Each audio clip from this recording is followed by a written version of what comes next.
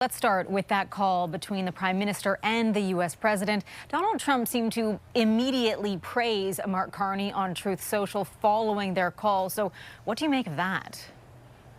Yeah, it feels like, Heather, we're in the twilight zone. Every other time we talk about a call between a prime minister of this country and the president of the United States in Donald Trump, it's a very different reaction that we are attempting to analyze. It's hard to know exactly, to be honest, what to make of it. I think, look, any day that the president of the United States is not referring to us as the 51st state or not referring to the prime minister as the governor of Canada is certainly a better day than if it were otherwise. But I also think, I just spoke to, for example, John Bolton, who used to be the national security advisor to Donald Trump, and he said, cautioned a little bit, don't overread too much into one positive reaction.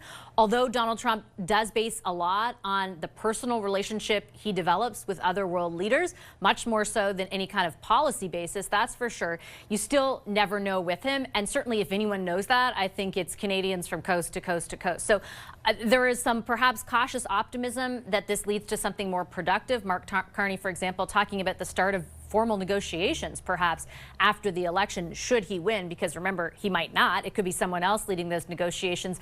But even that seems like a development other than just going back and forth, tit for tat, insult for insult, sort of what we had seen, over a number of weeks, largely lodged, of course, by Donald Trump, but otherwise that seemed to characterize the relationship for a while. All right, Vashi, let's talk about the campaign trail quickly. It is day 6 today, of course. So what stood out to you in this first week?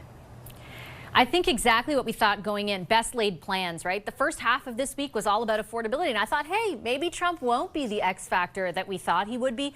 Then came those tariffs on Wednesday night and the reaction since, and here we are back at kind of where we started, which is Trump as the X factor in this campaign. Goodness knows how exactly he impacts it, but he will have an impact. I think we can be sure one week in, Heather.